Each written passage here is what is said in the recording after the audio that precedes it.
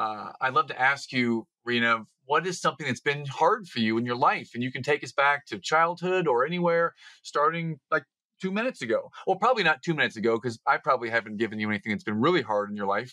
But I would say that anything from the last day to childhood, you have a fertile ground. What's been challenging for you that you can share with our audience today? Yeah, I would say, and I wouldn't even think that people would really imagine this about me, but I think my biggest challenge has honestly been enough belief and confidence in myself. Hmm. I don't know when it started that my confidence went away, but I think it happened when I auditioned for this youth performing arts school in high school. And I had put on these performances for my family and my grandparents, and everybody told me I was great. And I like loved to sing in the shower and loved to sing for my family. And maybe I had this like false sense of that I was good. And then I auditioned for this youth performing arts school and I didn't get in. And I think that actually crushed something in me. And my dad, that was the first time I saw my dad turn a no into a yes. He went to the head of that music department and was like, what does she have to do to get in? Like, I'll pay for her to get music lessons and learn how to play piano and sing in a foreign language. Please give her another shot to re audition.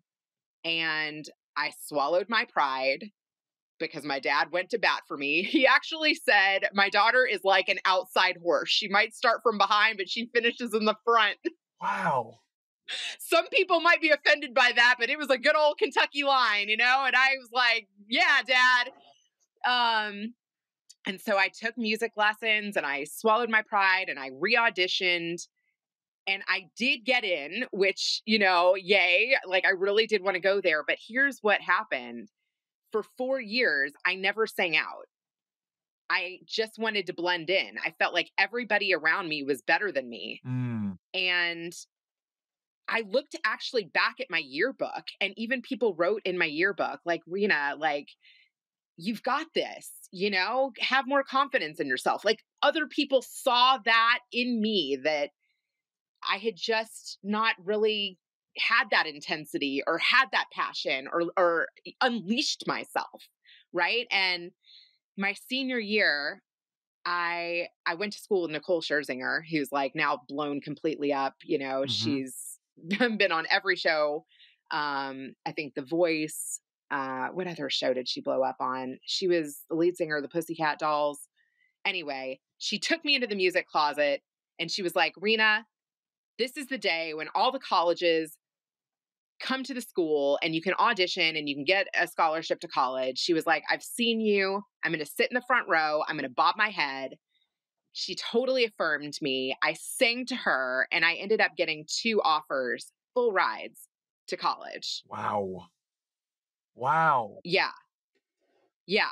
And that I feel like too has been like, that's what my dad does for me now. Like now he's that encourager. But I think in order to have confidence, I think in order to be a good entrepreneur, I think to be able to be a risk taker, it all really boils down to self awareness, self love, having encouragement. Mm. And I feel like by creating a podcast, by creating my own business, by taking risks, by doing things I didn't think that I could do. I mean, I stayed in that program for 4 years when I wanted to quit every day. I wanted to quit every freaking day, but I couldn't let my dad down. I couldn't let myself down, and I completed it. And even though I didn't end up like becoming a vocal music major or staying at that school that gave me the scholarship, I transferred to Purdue. Um, yeah, I feel like I have gotten confidence more so from grit, Mm. from repetition, from sticking with things, from being committed. Mm. Yeah. So you went to that place where you were rejected. Your dad turned the no into a yes. You hated every day of Yeah. that, and you wanted to quit all the time, but you didn't want to let your dad down. And then Nicole pulls you aside in the music closet and says, "Listen, affirmative, affirmative. I'm going to sit there." You had another person there that believed in you, and you got the 2 full ride offers. And Yeah. this is the turning point where you start to regain that confidence. Okay. Exactly. Okay. Wow, that is such a good way of summing that up. Yes, that is it. You got it. Well, just your whole path there. I think so many of us are can be in a place where we get rejected and we just stop. But you had someone in your corner and you didn't want to let them down. So you had a little bit of a support system there.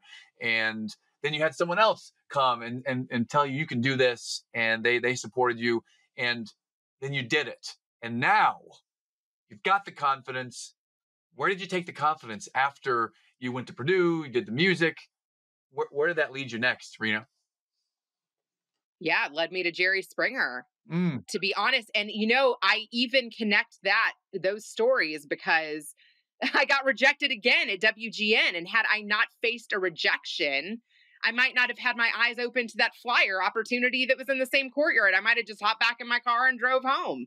wow. But I paused and was like, let me call my dad. What do you think about this? Hey, you're a fan of the show. I'm a fan of the show. Here's another opportunity. I think I'm going to stay here for a minute. Mm, Right? yeah. Yeah. You tell me, what are some of the basic or the core skills that you developed and honed in your first role right there with Springer that you're now using in your entrepreneurial ventures? That's such a great question. And I definitely think there are skills that I am still using today that I got there. Hmm. One thing is, if you can make people your best friend, oh my God, in any industry, if people like you and they connect with you and they feel like they are your best friend, oh man, does that lead to good opportunities that you can't even dream up yourself. Mm, So that's what I learned. mm, How do you get people to take their clothes off on national television? How do you get people to go pummel somebody out of their chair? How do you get people to hop on a flight that's afraid to fly? A lot of those people came because they wanted to meet me and Jerry. mm. Fantastic. Wow. Well, so that's a skill that you use today, and I feel it because instantly I felt a connection, and it was so easy to talk with you. So I loved it. Uh, on a scale of 1 through 10, let's talk about the word intensity for a moment. On a scale of 1 through 10, no intensity at all, kind of out there is a 1, and 10 is like super intense and focused all the time. Uh, if the average person is a 5, right there in the middle, where are you on the scale of intensity? Oh man, I'm definitely closer to a 10. And some people can't handle all of that intensity, actually. Mm-hmm. That's Mm-hmm. probably another challenge that I've had to overcome or to tone down. Because if you work for somebody that wants the spotlight and they don't want you in the spotlight, or they want you to play second fiddle, or they want you to just be behind the scenes, Mm-hmm. you have to know your customer, right? Mm-hmm. Yeah, well, when it comes to intensity, I felt that you mirror an excellent intensity. I think it's the right level for me at least. I love it. It's direct, it's clear, it's transparent, it's fast, to the point, and loving. I mean, it's got all the facets to it, and I wonder where that has served you in your entrepreneurial ventures, and where it may have been a kind of a place where you had to dial it back just a little bit, if you did. Right. So where I've had to dial it back is kind of like what I said. Like, I've worked for some influencers who Okay. they wanted the spotlight, Mhm. right? And even though I might have been a part of their group or one of their coaches or on their team, they wanted the light, right? And I've also worked with other content creators that have even said, like, hey, I'm the face of this. Mhm. Would that be okay with you? Like, can you dial it back? Mm. And I said, it's interesting that you asked me that question. So maybe that wouldn't be the right opportunity, Mm. right? Maybe. Because if they're Yeah. already feeling threatened by me even before collaborating, then maybe that isn't the right fit. And I've tried it where it didn't work. And so if you're picking up on that or feeling threatened by that, yeah. So Yeah. that is Well, interesting. a definition in my mind, and I'm not an influencer yet. Maybe I influence a few people, but I would say this: that the definition of influencer is someone who influences someone who's supposed to be the face or supposed to be the person doing the influencing. And if I can hire someone as an influencer, if I can hire someone who may have a super strong personality and intensity that helps me in my career, that gets me to where I want to go, that would be positive, would it not? I don't understand why, if you're so intense or so focused, if you're aligned. towards where they want to go and your intensity is aligned with them, I don't know why they would be challenged by you. It seems like you could help them a whole lot and Or be a great threatened by catalyst. that. I Yeah. don't know. Uh, What else is interesting too? I mean, look at Gary Vee. He's totally out there with that high energy and yeah. with the cursing, and sometimes he makes a PG version and an R-rated version. But like when I moved to LA, even from Chicago, I had people tell me that you might want to take Jerry Springer off your resume, or you might want to say What? you worked for NBC or Universal, or yeah, like I spent actually a lot of time defending that role. And in the beginning of my, entrepreneurial journey, I feel like I bent too much to the opportunities that I was seeking. I feel like now I'm like, hey, if you don't like that part of me, that's who I am, and that's what I'm proud of. And no, I'm not going to take that off my resume. No, I'm not going to take that off my LinkedIn. If you want me to operate from your account and be you, I'm totally happy like doing that, but I'm not going to change who I am to fit you. That does sound like some Gary Vee stuff right there. You got to be you. People are going to love you or not love you, but you got to be you. Totally you. And I feel that you are Yeah. you, and I love it. So, uh, Thank good. you. Yeah. I do feel like that comes with confidence though, because even as an entrepreneur in the beginning, you're willing to do so many things that maybe even aren't your strengths. Mhm. You're like, could I do that? I'll try that. Right. Mhm. But do I like that? Is that benefiting us both?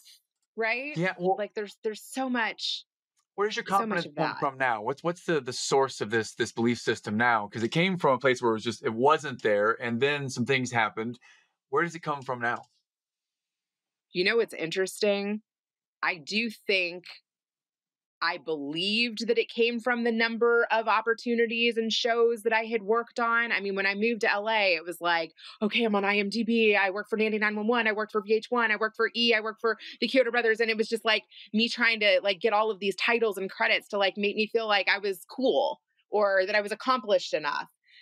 But now I really feel like my confidence honestly comes from having my dad and like my support system and a good husband and being a good mom, and it comes from fulfillment. Mm, All of those titles and all of the fame, it's empty. And when I was at the top of my career, when I was working in Hollywood, or when people think I'm so cool, I was probably my least fulfilled. really? Hmm. But now Yeah. the support system is there, and you're doing you for you. Uh, Yes, that feels way better. yeah. Well, tell us more about what you do and what's driving you forward, and what's so important to you, Rena. I'd love to hear your passion, your why.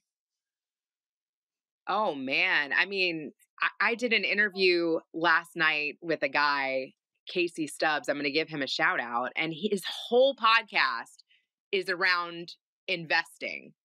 He talks about Bitcoin and crypto and Forex and trading. I was like, I don't know what I'm going to talk to this guy about. I was like, I am not able to even go there whatsoever. Hmm. But then I was like, he's a dad of 9. I'm a mom of 4. I was like, how does he teach his kids to invest in themselves? Hmm. Great question. Right? Yeah. How does he give his kids special time? I've got 4 and have a hard time giving each one of them special time. Hmm. Oh my God, that opened up such an incredibly inspirational conversation. He told me that his grandparents were married for 77 years. My grandparents were married for 66 years, and they were like second parents to me. Hmm. He drove 2,800 miles every summer for a month to take his 9 kids to see his grandparents back home, because he married somebody who lived across the country and she wanted to be close to her family. That was Wow. such a rich conversation. I will never forget it. When I get interviews like that, oh my God, that is my passion. I am so driven by that. And if I can get people to talk to me and share something with me that they never would have shared, and they're like, I need to put this on my profile because this is who I am. This is my values. This is how I run my business. If I can get that out, oh my God, that's a Mhm. gift. Mhm. You know what Absolutely. else he ended the whole conversation with? He said, I went camping by myself, which can you imagine? You've got 9 kids and your wife lets you go camping. I'm like, oh my God, when was the last time you were alone? Brave. Right? Yeah. And he said, while I was on that camping trip, I thought about each one of my children, what their gifts were. And I wrote them each a letter telling them their gift and what I saw that what their gift was from their father. Oof. Imagine if you told 5 people today the gifts that you saw in them.